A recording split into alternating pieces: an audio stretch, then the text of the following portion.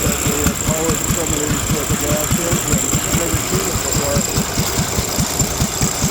That would be where it would pack the bundle.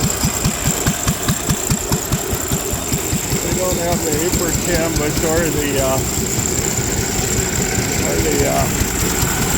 sickle bar in, which is probably a good idea. They got the wheel turning.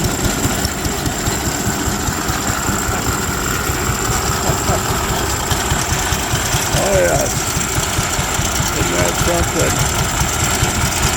See, it would tie the bundles heads one all facing one way, and you were supposed to feed the separator with the bundles heads first. And they got a couple of horse silhouettes. Well, thank you.